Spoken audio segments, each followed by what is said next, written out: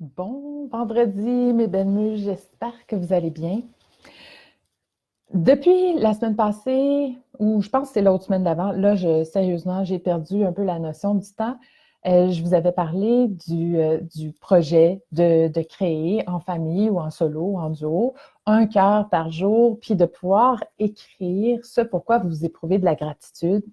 Je vous ai invité à non seulement regarder ce pourquoi vous éprouvez de la gratitude, mais prendre le temps de le laisser s'imprégner dans votre corps, de le ressentir.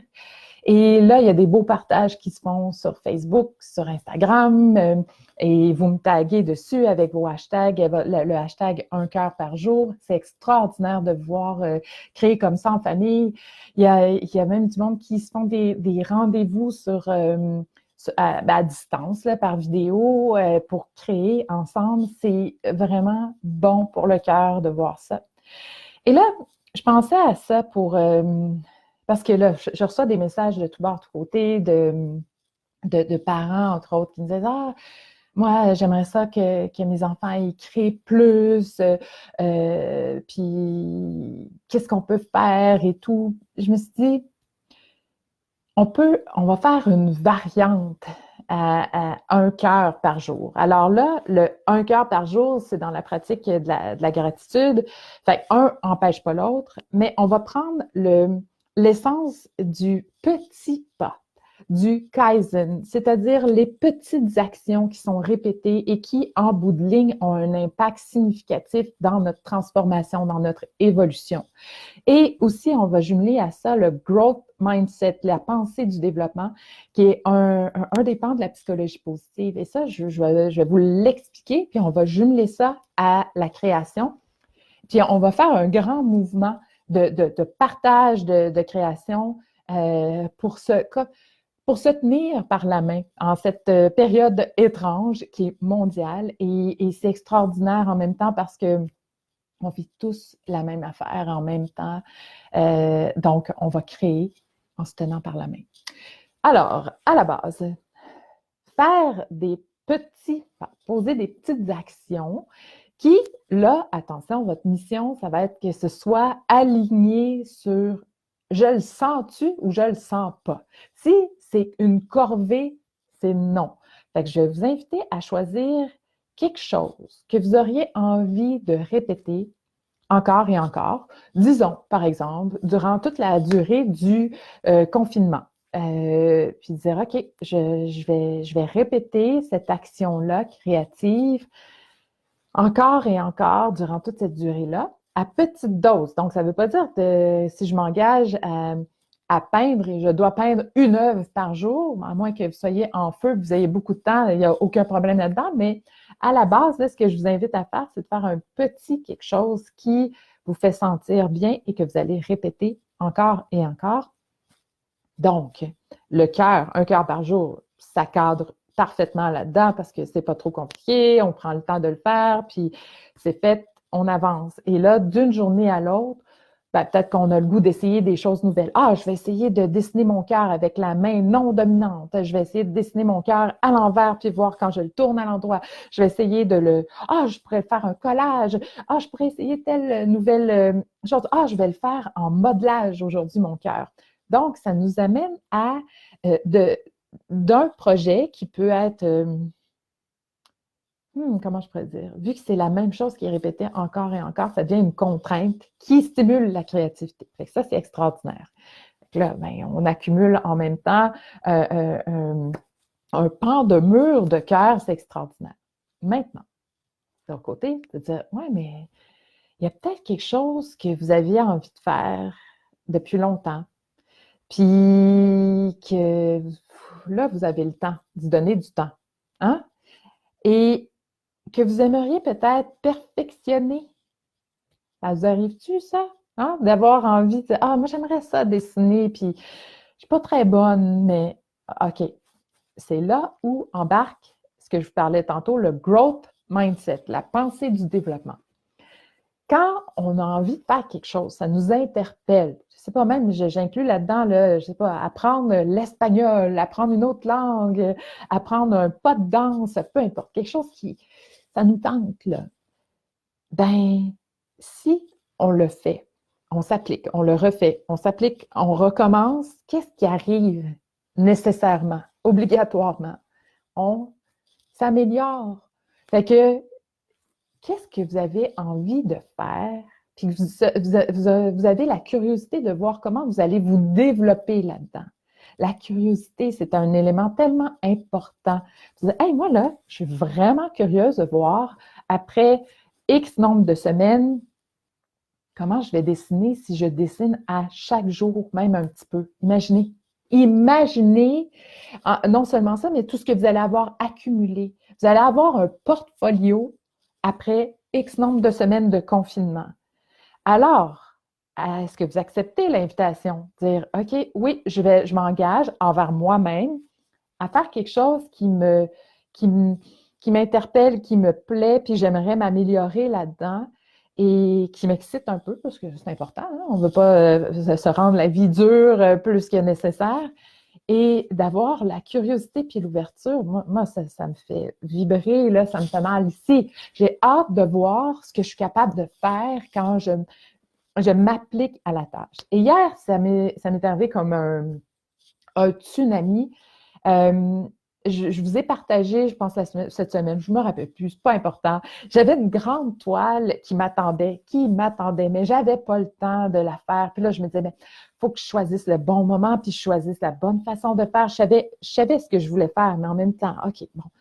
Et là, j'ai commencé. Mais hier, je pensais que c'était ça que j'avais besoin de faire et vraiment, ça ne marchait pas. J'étais beaucoup plus tendue que ce qui était nécessaire. Alors, je me suis dit, ah, j'ai le goût de créer, mais quoi? Mais quoi? Fait que j'ai ressorti mes crayons, mon crayon juste pour gribouiller, pour dessiner. J'adore dessiner, mais ça faisait longtemps que je ne l'avais pas fait. Je vais être honnête avec vous, ça faisait longtemps que je n'avais pas pris le temps de dessiner. Je me suis remis à dessiner dans le divan, puis il y a des moments où je dessinais, puis je sentais que j'essayais de faire quelque chose de beau, puis plus je le faisais, plus j'en mettais trop. Je forçais trop. Puis là, je me suis dit, Manon, reviens. Essaye de faire quelque chose qui est fluide, puis que tu pourrais répéter encore et encore sans t'épuiser, sans te vider, parce que c'est là où tu es. Et c'est ce que je vous partageais aussi ce matin avec trouver son style. Notre style, c'est celui qui émerge sans qu'on force. Mais si on laisse cette façon de créer-là émerger sans forcer, mais qu'on le répète jour après jour, on va s'améliorer dans notre propre voie. Puis c'est ça l'invitation que je vous lance. Qu'est-ce qui vous interpelle?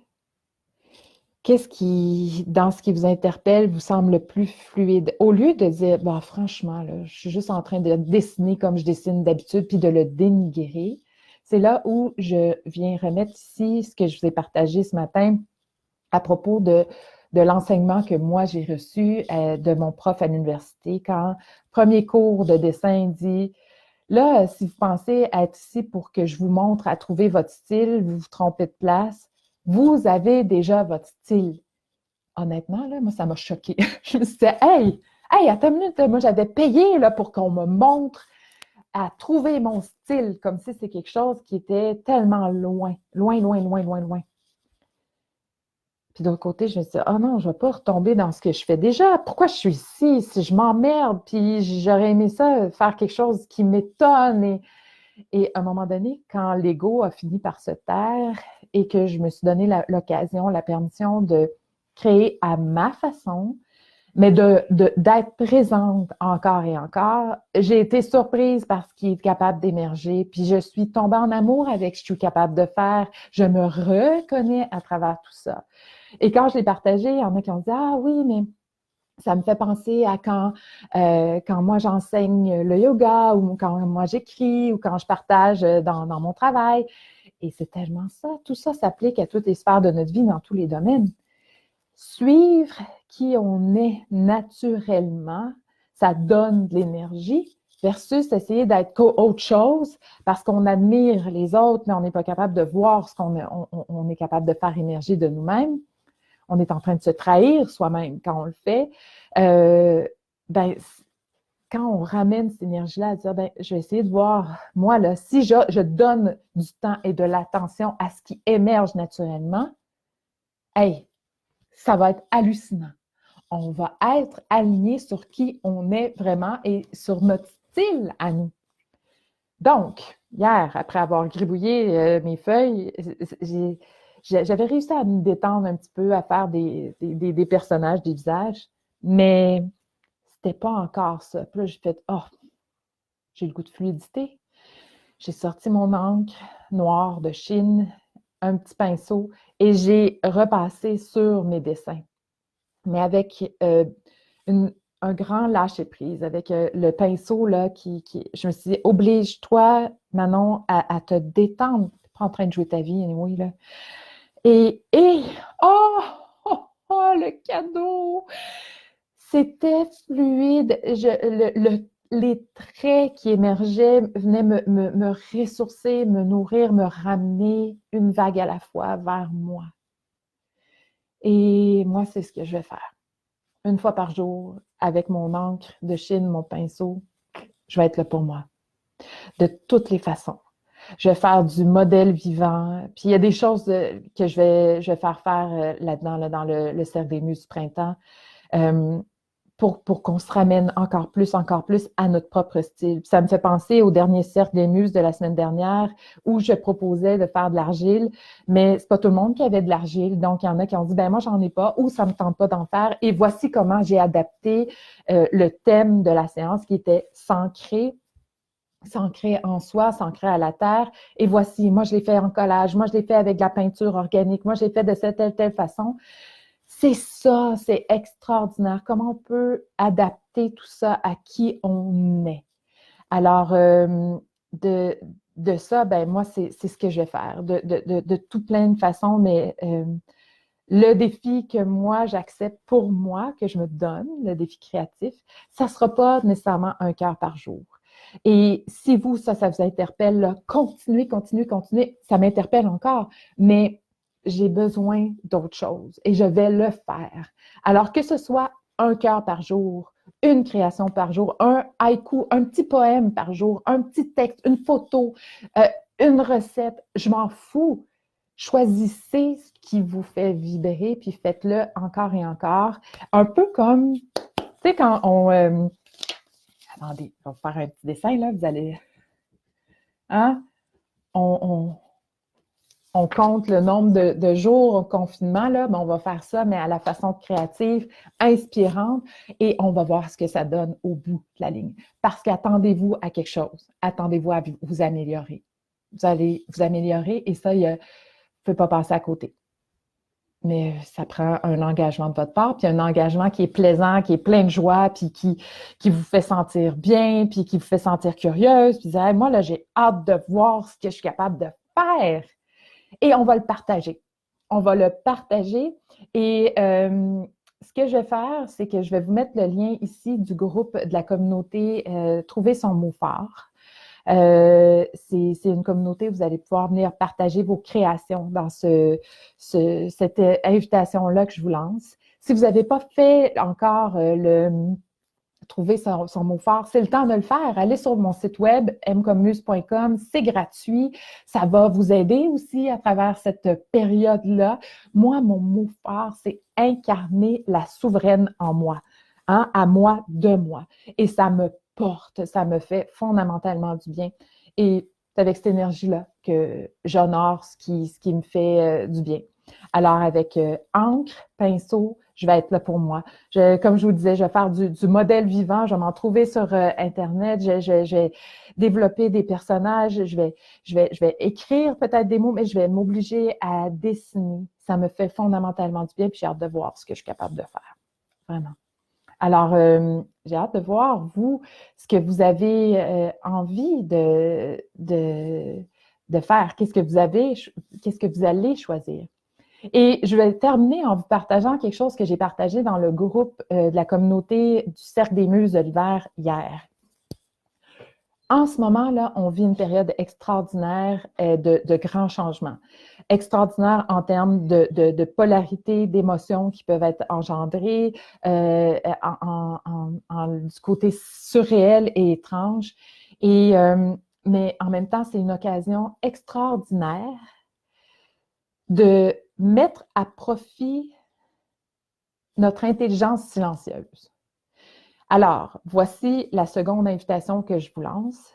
Pourquoi pas pendant la durée du confinement, vous exercer à jouer au détective de l'inspiration, au détective du bonheur. Ça veut dire d'avancer à petits pas dans votre quotidien, dans votre journée, à dire de moment en moment, qu'est-ce que j'ai le goût de faire? Au lieu de vous mettre dans un carcan avec un horaire trop rigide, on a besoin d'un horaire aussi, si ça peut vous rassurer, il n'y a aucun problème.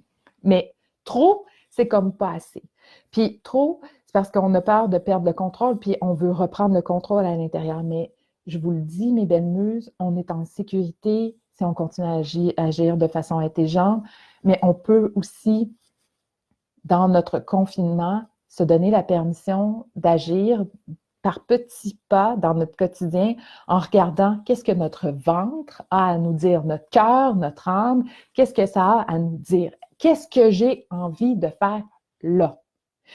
Parce que si je m'oblige constamment à faire, OK, là, il faut que je travaille. Ah, là, il faudrait que je planifie telle affaire. Ah, là, il faudrait que j'écrive telle affaire. Et que, à travers tout ça, là, il y a des émotions qui ont besoin d'être vécues. Il y a des choses qui sont présentes. Il y a de l'anxiété. Même si je me visse à ma chaise et je m'oblige à produire, je ne serai pas productive. Alors, si je me connecte à ce que je ressens à l'intérieur, puis que ce que je ressens à l'intérieur, c'est au secours, en ce moment, j'ai une grosse vague d'anxiété. Ça me fige sur place. Je ne suis pas capable de rien faire. Je ne suis même plus capable de penser. Ah oui, OK, qu'est-ce que tu auras envie de faire? Je ne sais pas, j'ai besoin de bouger. Je vais aller faire la vaisselle. Ben go, va faire la vaisselle. Faire la vaisselle. Ah, déjà, le mouvement vient ramener la vie à l'intérieur de nous. Ça se remet à circuler plus librement. Et là, on devient plus disposé à faire autre chose. Fait que là, c'est quoi le prochain petit moment? Ah, j'ai besoin d'aller dehors. OK, on va prendre une petite marche ou respirer sur le balcon, tout dépendant de ce qui est possible dans où vous habitez. Et ensuite, dire, ah, là, je suis prête. Oui, je vais être capable de faire un petit pas de plus dans mon travail, dans ce que j'ai à faire. Alors, de veiller à observer ce que vous avez envie de faire petit moment en petit moment. Ce que ça fait concrètement, c'est que vous êtes en train de vous entraîner à observer votre ressenti. Et c'est connecté directement à votre intuition. Et c'est de cette forme d'intelligence-là qu'on va avoir de plus en plus besoin pour résoudre des problèmes qui sont de plus en plus complexes dans la société.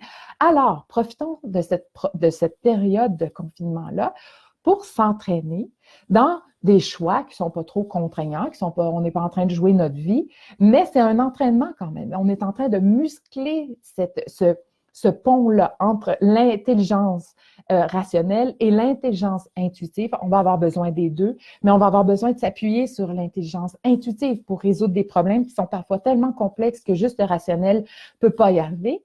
Alors, quand on vient dans notre vie puis qu'on s'exerce à observer en dedans ce qu'on ressent, puis de l'honorer, de le faire, de passer à l'action et de réajuster nos voiles constamment, on gagne en flexibilité, on gagne en attention, et on raffine ce lien-là, cette connexion-là entre le rationnel et l'intuition. Et après ça, ce que ça fait, c'est que plus on écoute l'intuition, elle, de la façon qu'elle fonctionne, est capable de faire des liens entre des choses qui n'ont pas l'air d'avoir de sens ensemble pour le rationnel, mais qui nous permettent de faire des sauts en avant, de découvrir des choses qu'on n'aurait pas pu découvrir si on était juste dans ce qu'on connaît. Alors, ça, c'est l'invitation que je vous lance. Et ça va jusque dans le plus banal. Est-ce que j'ai faim en ce moment ou pas? Est-ce que j'ai le goût de manger ça ou ça? Et de regarder avec ici et non pas avec « Ah, il est midi, il faut que je mange, il est 16 heures, il faut que je prenne une collation. » On va faire comme tout ça a foutu le camp. Maintenant, on doit se référer à notre GPS intérieur puis à naviguer à travers ça. Et à apprendre à lui faire confiance. Parce que quand on ne fait pas confiance à ce qu'on ressent, moi, je le perçois personnellement comme une forme, je suis en train de me trahir, je ne m'écoute pas. Et quand j'écoute ce ressenti-là, je veille à écouter ce ressenti, je me sens bien d'un petit moment à un petit moment. Et si je m'applique à me sentir bien, à honorer ce qui me fait sentir bien, je me sens bien, j'ai accès au meilleur de moi. Ensuite, je peux offrir le meilleur de moi. Si je ne le fais pas, vous n'avez pas accès au meilleur de moi, moi non plus. Et laissez-moi vous dire que quand je n'ai pas accès au meilleur de moi, je ne suis pas agréable. Alors, c'est ma tâche de m'occuper de moi de petit moment en petit moment. Et je sais que c'est mon ventre, mon cœur, qui est le meilleur guide en ce moment. Et je sais concrètement que quand tout va réouvrir, je vais être solidement musclée pour pouvoir faire, c'est des vases communicants, hein, le rationnel, l'intuitif, donc il va y avoir une grande fluidité. C'est comme de l'entraînement au yoga aussi ou de la gymnastique, mais agréable. Être les détectives du bonheur dans sa propre vie, c'est un jeu extraordinaire. Et appelez vos enfants à le faire eux autres aussi, puis observez, on n'a pas tous le même rythme. Alors, c'est une occasion extraordinaire de pouvoir le mettre en application puis d'observer nos enfants aussi. Alors, l'invitation créative s'adresse à tout le monde, et y compris les ados. Je veux vous voir créer. Fait que si vous avez des ados, allez, invitez-les à créer à leur façon et à se laisser surprendre par qui ils sont.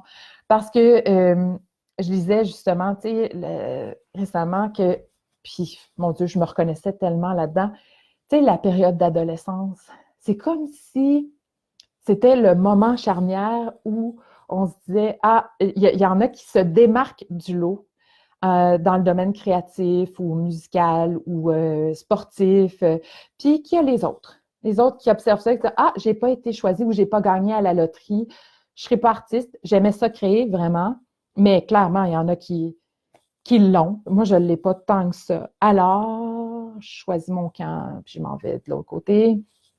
Et les autres sont ceux qui ont été choisis, puis ils peuvent appliquer dans les programmes d'art, de musique ou les programmes sportifs.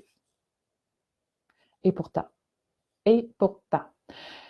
combien, et je faisais partie de ces adolescentes-là, là, vraiment, et j'ai rencontré combien d'adultes, hommes, femmes, combien d'hommes qui m'ont dit, moi j'aimais tellement dessiner quand j'étais jeune, puis finalement, ben, je suis devenue ingénieure. Il y a tellement d'ingénieurs là c'est fou, c'était le dénominateur commun, puis qui était triste. Puis mais recommence à dessiner, vas-y, go, go, go.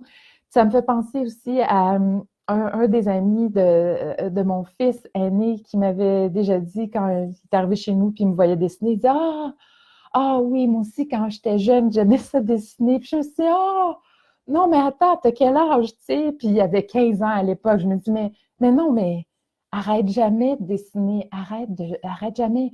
Puis, donc là, ben, chacun dans nos maisons, on peut pas trop se comparer, hein, fait qu'on peut s'occuper de nos affaires puis de se remettre à créer. Fait que les ados, go, go, go. Laissez-vous surprendre par ce que vous êtes capable de faire, expérimentez, faites des tests, observez, allez sur Instagram, regardez ce qui vous parle, puis ce qui vous parle, c'est parce que c'est votre style aussi. Alors, essayez de le reproduire, puis de là, vous allez trouver votre style, vous allez vous définir, expérimentez, faites des tests, faites des erreurs. Puis pour les ados, mais pour les adultes aussi.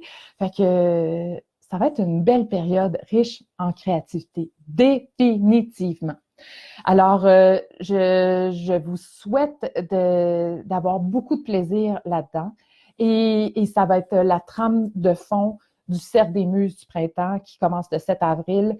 On va construire notre portfolio comme ça à créer.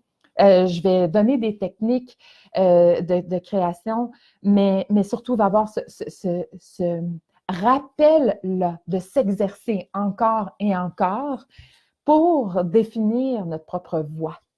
Et notre propre voix, on en a tellement besoin. Le monde va en avoir besoin. Parce que quand on est aligné sur notre propre voix, on est capable de rayonner puis d'offrir le meilleur de ça. Hein? Alors, je vous souhaite une très belle journée. Je vous embrasse fort, fort, fort, fort, fort. Puis, c'est normal de vivre des vagues comme ça d'émotions. Ça fait partie de la game. Fait qu'on go with the flow, on surfe sur la vague, on n'essaye pas de changer ça quand on se sent moins bien. C'est ça qui est ça. Ça va revenir aussi. C'est humain. On est des êtres humains. OK? Je vous embrasse. Prenez soin de vous.